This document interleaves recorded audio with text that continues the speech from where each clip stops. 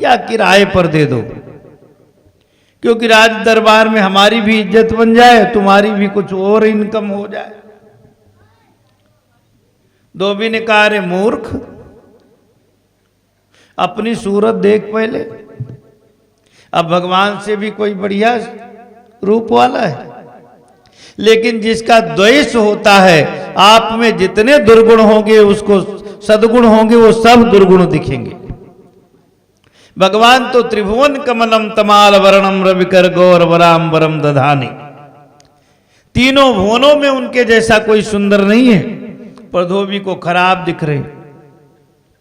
भगवान बोले, देखो भाई, हम तो सीधी सीधी बात कर रहे हैं और तुम उल्टा बोल रहे हो। तो उसने तो शराब पी रखी थी। धोबी ने कहा, सुन लो, जो ज्यादा बात बढ़ाएगा तो खत्म जिंदगानी होगी, और देवी पर चढ़ने से पहले धोबी पर कुर्बानी होगी।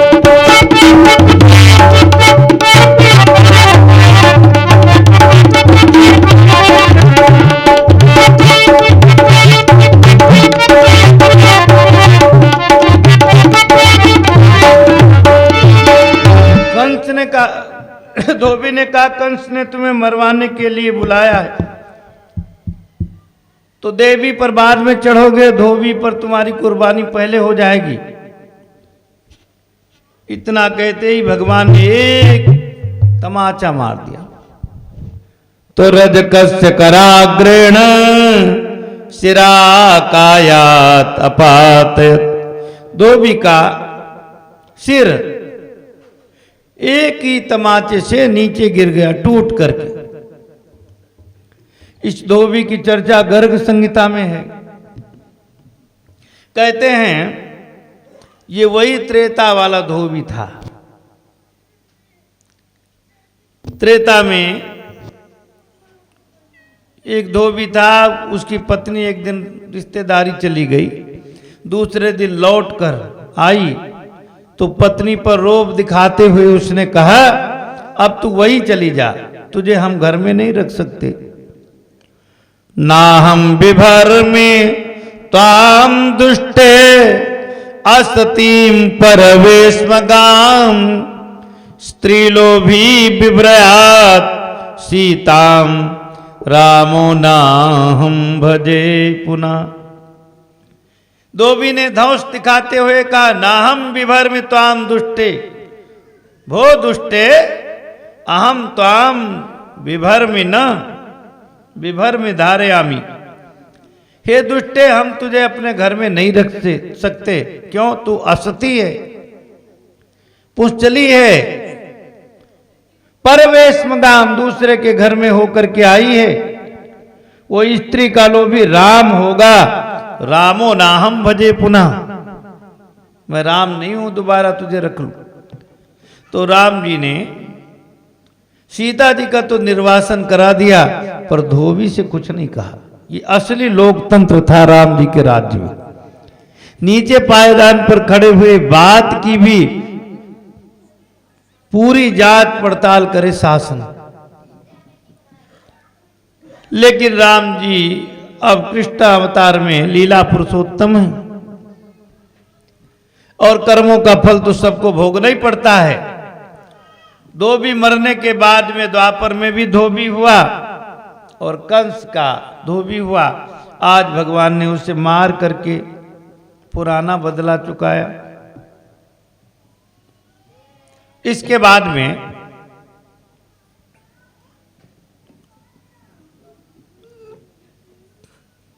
ग्वाल वालों से कहा है, कपड़ों के गट्ठर खोल करके अपनी अपनी रुचि के कपड़े पहनो। ग्वाल वालों ने अपनी अपनी रुचि के कपड़े पहने, पर राक्षसों के कपड़े उनके सही से नहीं हो रहे थे।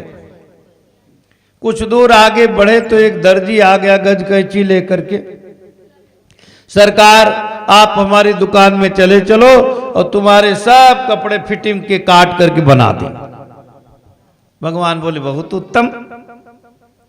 दर्जी की दुकान में गए, दर्जी ने गज कैंची से काट छाट करके सबके फिटिंग के कपड़े बना दिए। अब तो सब शोभायमान लगने लगे। दर्जी को भक्ति का वरदान देकर आगे बढ़े तो तथा सुदाम्नो भवनम मालाकारस्य जगमतु। एक सुदामा नाम के माली के घर गई। माली ने भगवान को देखा, बोला अद्यनः पितरस्तृप्तः अद्यनः पावितम कुलम। आज मेरे पितर तृप्त हो गए, मेरा कुल पवित्र हो गया। एक एक पुष्पमाला सबको पहनाई। भगवान ने उससे वरदान दिया कि तुमने हमें फूल समर्पित किए, हम आशीर्वाद देते फूलों की तरह फूलते फलते रहो। अब सुदामा माली के यहां से चल करके भगवान मथुरा की राजमार्ग पर आ गए। अत ब्रजन राजपथे न माधवा विलोक्य कुब्जाम युवतीम वराननम। जब भगवान राजमार्ग पर चलने लगे तो 3 जगह से टेढ़ी एक युवती को देखा। लचर पचर करती हुई जा रही थी। भगवान ने उस युवती से कहा, सुंदरी कहां जा रही हो? बहुत प्रसन्न हो गई। जीवन में पहली बार किसी ने उसको सुंदरी कहा। कोई लंगड़ी कहता था, कोई कुबड़ी कहता था, और वो भी खूब मन भर करके गालियां देती थी सबको। पर भगवान ने सुंदरी कहा उसको, तो क्रिया की प्रतिक्रिया कैसे होती है देखो। जब भगवान ने सुंदरी कहा तो उसने प्रतिक्रिया दी, दास्यास्म्यहं सुंदर कंस सम्मता त्रिवक्र नामा हेनुलेप कर्मणि मदभावितम भोजपतेरति प्रियम विनायुआम कोन्यतमस्तदर्हति। हे सुंदर, मैं कंस की दासी हूं, मेरा नाम है त्रिवक्रा, और हेनुलेप कर्मण ही अनुलेप कर्मण, अनुलेप कर्म करती हूं। कंस के यहां अंगराग लगाने का काम करती हूं। कंस जब कहीं जाने के लिए तैयार होता है तो उसका श्रृंगार करती हूं। अंगराग क्या है? जिसको अंग में लगाने से राग बढ़े, अट्रैक्शन बढ़े, उसको कहते हैं रंग अंगराग। और आज की भाषा में कह लीजिए वो कंस की ब्यूटिशियन थी, कंस को सजाती संवारती थी।